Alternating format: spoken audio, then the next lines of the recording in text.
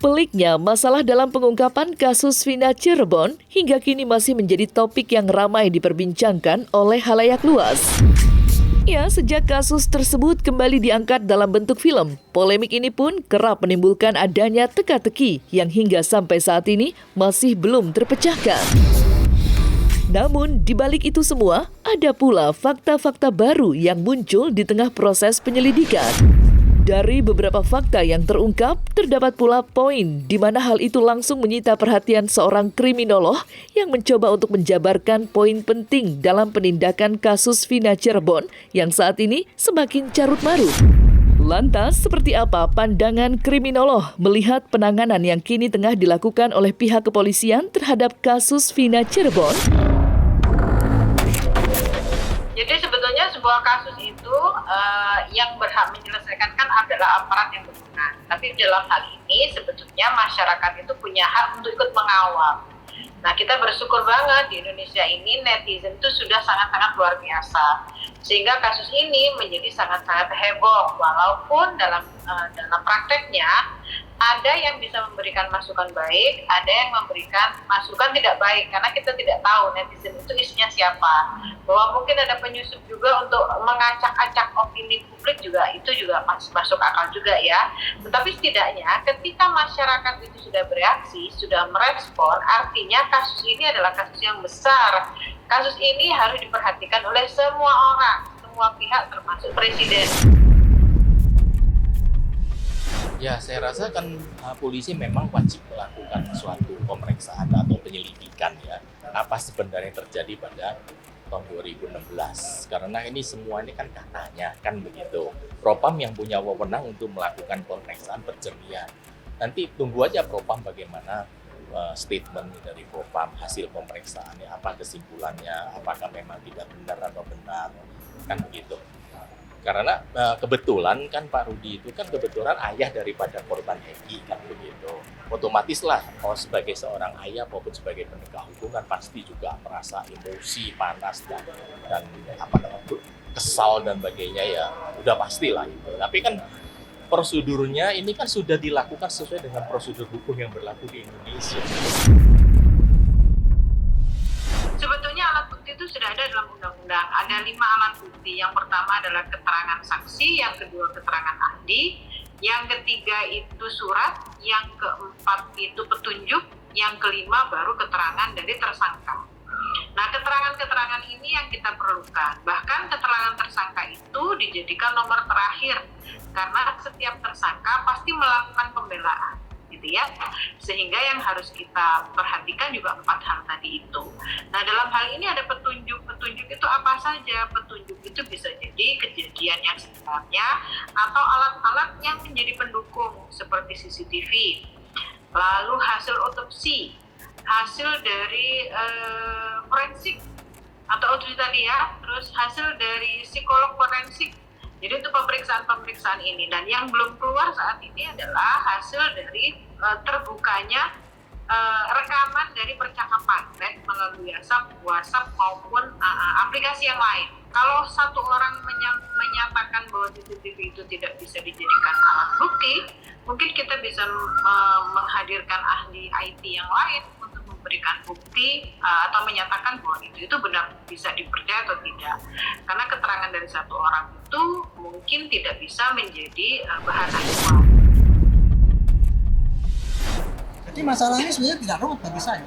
Sudah tuntas dulu tahun 2016 ya. Tetapi kemudian ada tersisa 3 TPU itu, dan kemudian sekarang lagi disidik 1 orang lagi. Kemudian nanti kalau terbukti apa tidak, nanti lihat aja. Kalau ada yang tidak terima bahwa itu dianggap pengadilan tidak benar, banyak, silakan mengajukan PK dengan bukti-bukti yang ada. Kalau bisa merubah keputusan ini, ya syukur. Kalau nggak bisa, ya jangan ribut-ribut mengatakan pengadilan sesat dan sebagainya. Kasihan rakyat yang mendapat informasi yang kayak gitu. Semakin dilimpahkan itu tujuannya kan menjadi semakin terang. Sementara ini juga sudah ada rujukan-rujukan dan pengamatan dari pihak-pihak terkait dengan kepolisian. Walaupun sampai sekarang ternyata juga tidak ada titik terang, gitu ya. Jadi saya tidak bisa memberikan saran apapun, mau ke Barreskrim atau kemanapun, atau Propam atau kemanapun gitu ya. Saya tidak bisa memberi saran apapun, tetapi saya menyarankan hal yang lebih tinggi, yaitu Presiden tadi itu, untuk memerintahkan membuat tim khusus untuk menyelesaikan masalah ini. Menurut saya, untuk menghentikan kegaduhan di masyarakat, dikhawatirkan masyarakat menjadi abai sehingga kasus ini tidak dilanjutkan, gitu ya. Karena kan sekarang sudah kemana-mana, opini publik sudah sangat-sangat liar.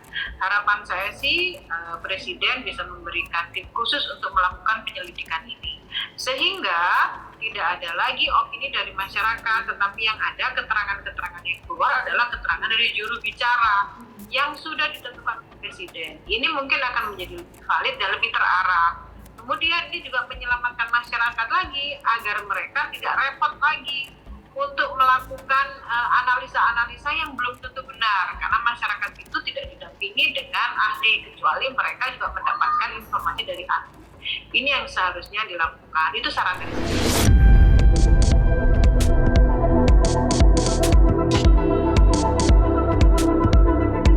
Dari berbagai macam fakta yang mulai terungkap, satu yang saat ini masih menjadi pusat perhatian ialah hilangnya 2 nama DPO yang hingga kini masih menjadi misteri. Tentu, hal ini pun langsung dipertanyakan oleh kuasa hukum korban, yakni Hotman Paris Hutapea.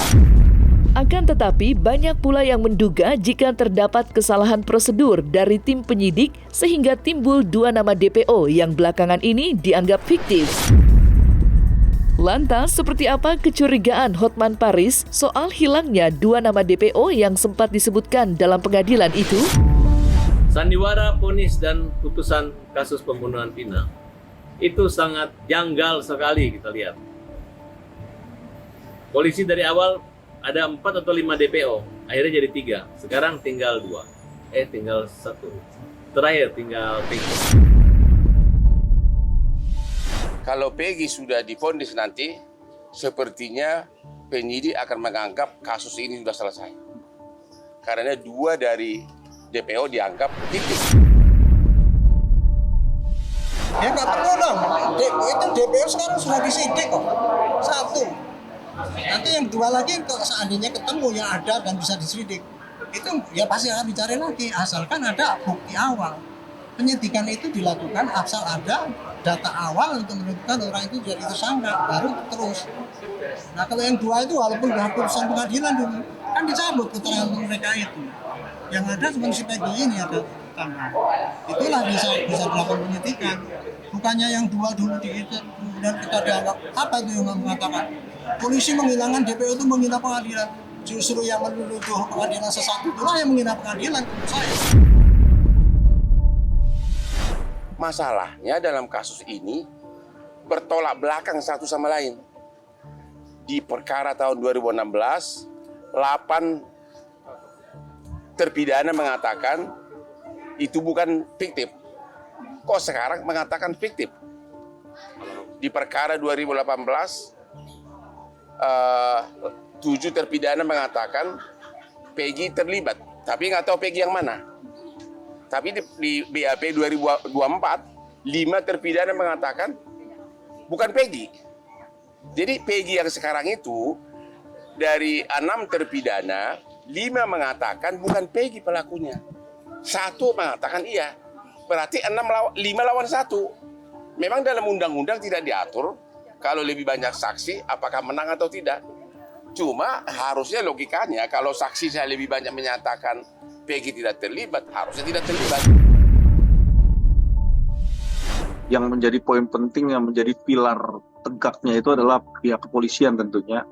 Dan yang pertama, yang kedua adalah ada beberapa faktor lah, yaitu power, abuse of power. Abuse of power itu adalah memberikan suatu tekanan kuat, ya, power.